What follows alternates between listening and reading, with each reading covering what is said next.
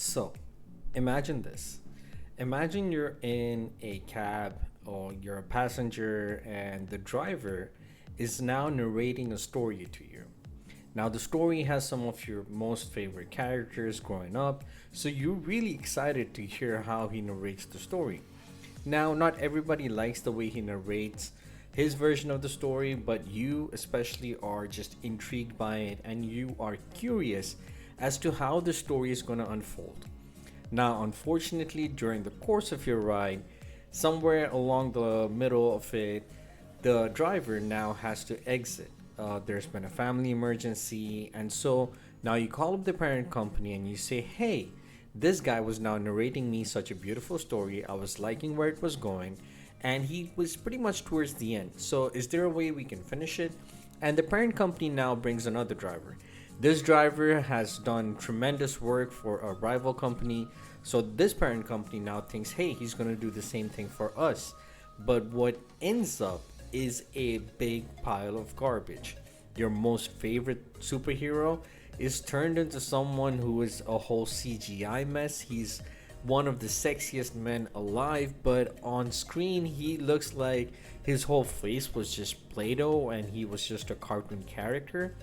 Now, if you're confused, I am actually talking about Justice League, which was initially to be helmed by Zach Snyder, which was then replaced, or who was then replaced by Joss Wheadon for the actual Justice League movie, and as we all know, it was plain simple horrible. Now, you might be asking, Avi, why the hell are we talking about Justice League and Joss Whedon and Zack Snyder? HBO Max next year is going to premiere Justice League in Zack Snyder's vision in probably 6 parts. But today, I actually wanted to talk about cancel culture and Joss Whedon. And without wasting any further time, let's get started.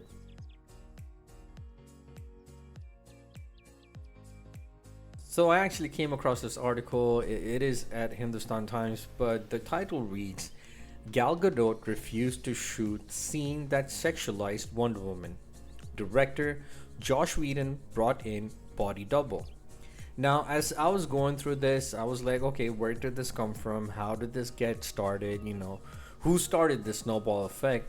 And it started with basically Justice League actor Ray Fisher, who played Cyborg, and in my opinion, was the character with the least arc in the actual movie, but who had the potential to have the biggest arc. I mean, we got Superman, Batman, Wonder Woman in their own installations. Everybody has been introduced to these iconic characters. Flash has been tremendous on television. Cyborg, on the other hand, apart from my memory, Teen Titans was the only one that touched on Cyborg and the DC animated movies. But outside of it, Cyborg is relatively a new character. People know more about Green Lantern. Again, Ryan Reynolds played that. Ryan Reynolds is supposedly coming back for Green Lantern, but we'll see to that. But again, Cyborg was the character that possibly could have had the biggest arc, but got really underrepresented in this actual movie. But continuing, Justice League actor Ray Fisher called his, Joss Whedon's, on-set behavior gross, abusive, unprofessional, and completely unacceptable. It is now being reported that even Wonder Woman actor Gal Gadot was unhappy with some of Whedon's creative choices.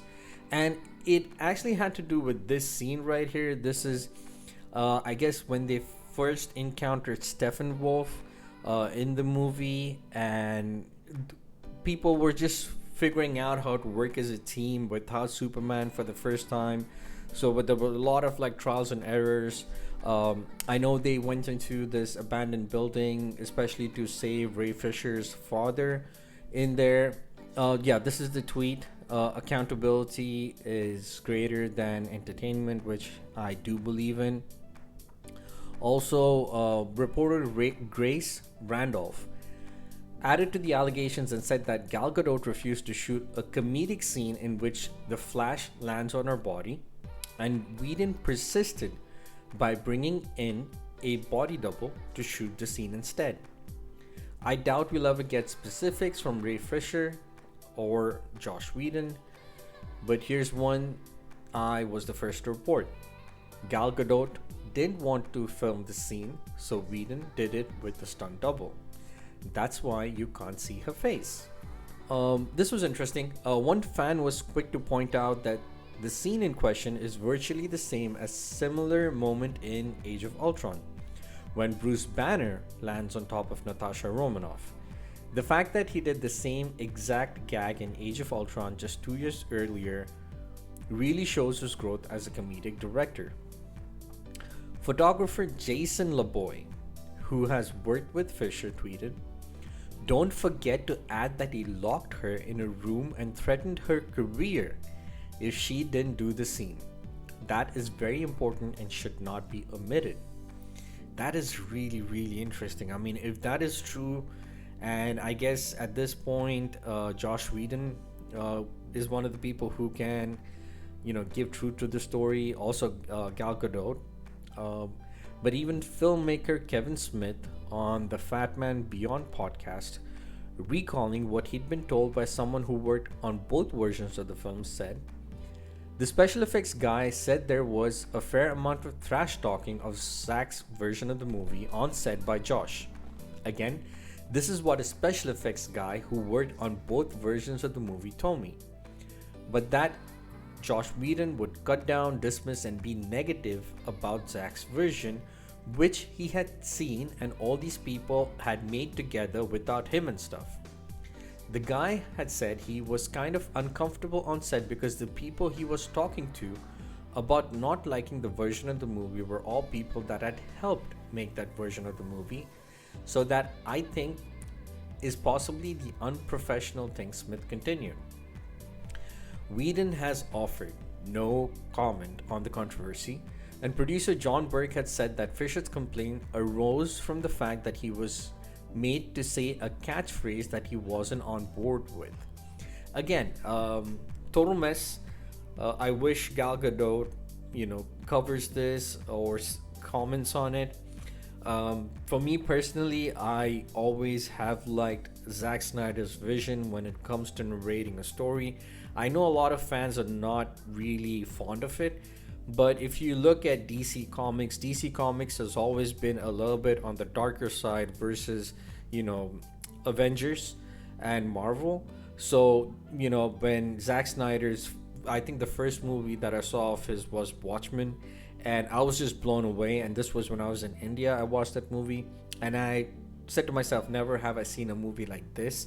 The way in which each character gets an importance in each and every scene, each and every detail is paid attention to. And I loved, the Superman, the Batman versus Superman. I know a lot of people weren't really fond of it. I personally thought there was potential for it to be a lot better, especially the storytelling. But there were certain arcs, certain ways in which the storytelling was unfolded, especially the Martha scene. I think those things, could have been explained a little bit more better, because again, if you're not a hardcore comic, these movies might not make complete sense to you. But I loved it. I was looking forward to the Justice League, especially after Aquaman was, so big. Also, Gal Gadot and Wonder Woman was so wonderful. But to see what Joss Whedon had done, I was expecting great things, because again, Zack Snyder has his way of storytelling. Age of Ultron was very good, so I was hoping that kind of brought in, and he was putting finishing touches. That was my assumption, that Zack Snyder was coming to complete Joss Whedon, was coming to complete Zack Snyder's version of the Justice League. I assumed that there was some sort of collaboration, some sort of communication between Joss Whedon and Zack Snyder, and Joss Whedon was basically carrying out Zack Snyder's vision. But when the movie came out, that very first scene, when those kids take their camera and they point it at Superman and they ask him what does justice mean to you, or what does the symbol mean? That thing, I was like, oh my god, put on your seatbelts, strap on, because this is going to be one hell of a ride. And It surely was. I am totally excited to see Zack Snyder's version, but I haven't seen much fallout, but I'm expecting that given how cancel culture has been these past couple of months and celebrities being called out for their past mistakes or for their past roles that they've done like years ago regarding blackface, brownface, about them stereotyping or sexualizing certain characters or making their fellow, you know, professionals uncomfortable. I think that the cancel mob is going to come for Joss Wheadon. Again, this is just a story that I found, and after this video is put out, this might be said and done and buried and forgotten into the eons of history, or someone in the cancel culture mob is gonna get a whiff of it, and next thing you know, Joss Whedon is gonna be cancelled. And that's it for today's video, guys. Leave a like, comment, subscribe. Let me know what you guys think. Do you think that there is a possibility that Joss Whedon is going to be put on the cancel list, or is this something that we're just gonna brush off and forget? This is the Board Sailor signing off.